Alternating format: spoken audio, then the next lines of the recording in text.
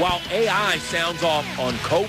You know, the media made Kobe Bryant who Kobe Bryant. That's the thing that I'm hurting for him for the most. Is because Serenity for Allen Iverson. The Answer talks about Kobe and several other subjects in our Sunday conversation. One of the NBA's biggest stars, Allen Iverson, who knows of one of the NBA's more offensive-minded players, the always candid Allen Iverson shoots to the heart of the charges against Kobe Bryant. There's no crime in the world worse than rape or child molestation.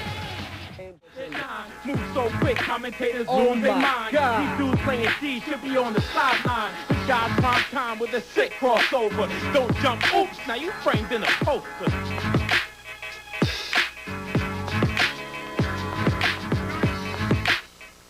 Before the max contract, the endorsements, or even his record-setting run at Georgetown, in the fall of 1993, Allen Iverson was just another face at the Newport News City farm. His mother, like Allen, fearing that all was lost, traveled to Georgetown University, and while fighting back tears, Allen Iverson asked Coach John Thompson for help. Amazingly, 10 years later, the kid in the orange jumpsuit is shooting jumpers in a red, white, and blue uniform for the United States. Kobe Bryant faces the specter of jail time. Allen Iverson has been there. Jeremy Schapp sits down with the answer in this week's Sunday Conversation. Do you think Larry Brown left Philadelphia because he didn't want to coach you anymore? I have no idea. You know, I would never want to believe something like that. And honestly, I don't think that. You know, maybe it was just the situation that he was in. Maybe the opportunity he thought was better in Detroit. You know, you have to ask Coach Brown that. But, you know, honestly, I would hope it wouldn't be me because, you know, out of all the dogs that Coach Brown had in his yard, if anybody intruded, I was going to be the one that bite instead of bark. You've said this team was Larry Brown's team and Allen Iverson's team, the 76ers. Does that make it now simply Allen Iverson's team? Definitely, because it's always been, you know, Larry Brown and Allen Iverson. You know, I accept the praise when we do good, and I'm able to accept the criticism when we do bad. And I always had Coach Brown to take some of that burden with me. You know, now, you know, it's just me. Your third child was just born to your wife, and you've said, I'm ready to become a real man. What does that mean? Everything. You know, anything that it takes for me to be sharp in my life. I don't know, you know, which direction it's going to go. I don't know if tomorrow I'll come in here with a suit on, with my hair cut and my tattoos lasered off. You know, I doubt if any of that will happen. But as far as me making better decisions and you know, cutting down on my nightlife and things like that, you know. And plus, my wife's starting to have a problem with me coming in at certain times anyway. Allen, a year ago at this time, you were in the news because you were in trouble with the law.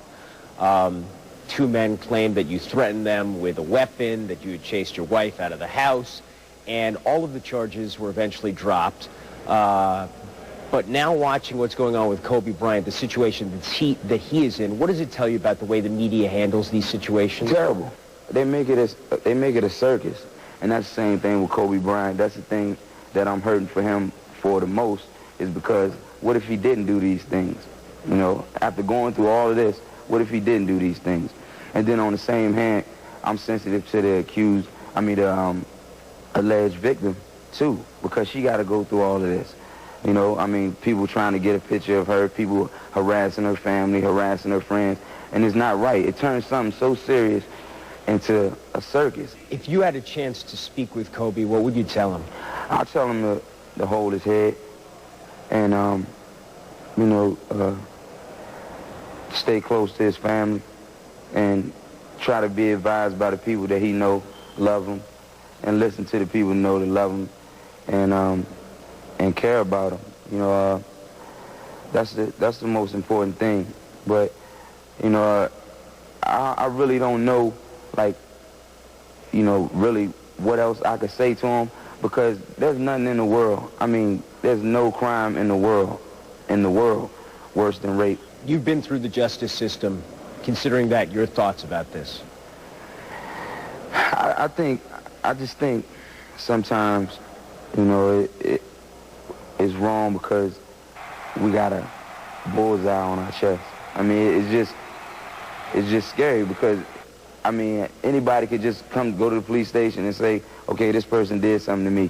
And then they say, okay, we believe you. All right, go get them. I mean, I don't think it's right. But I feel like in this situation, it has to be something because you can go get Allen Iverson because Allen Iverson had brushes with the law before.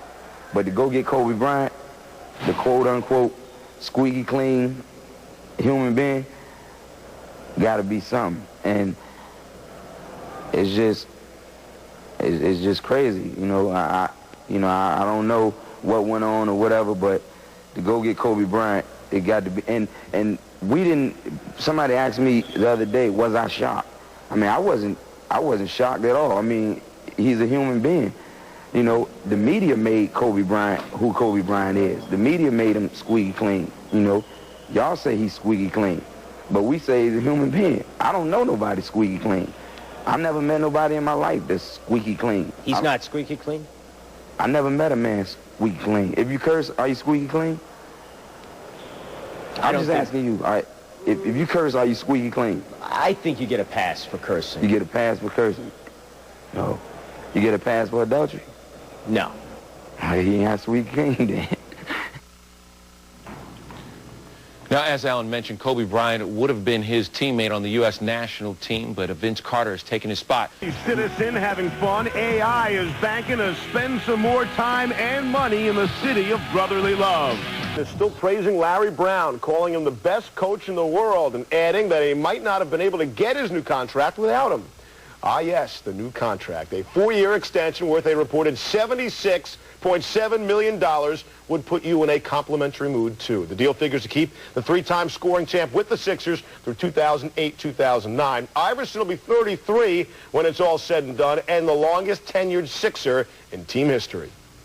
A lot of things made me want to stay in Philadelphia. I always wanted to be a Sixer. I always wanted to finish my career as a Sixer.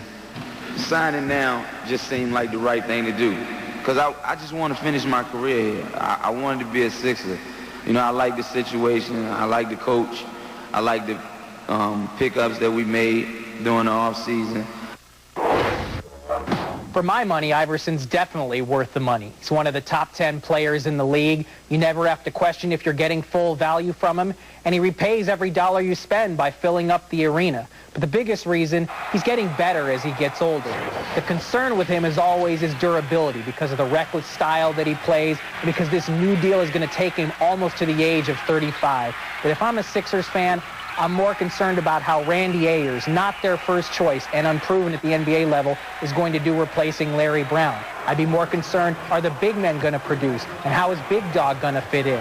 Iverson has to do a better job of helping Glenn Robinson adjust to his new surroundings, better than he's done with Big Dog's predecessors as the Sixers' #2 scorer. But this summer with the U.S. Olympic team proved that Iverson can adjust, he can scale back his game, he's maturing.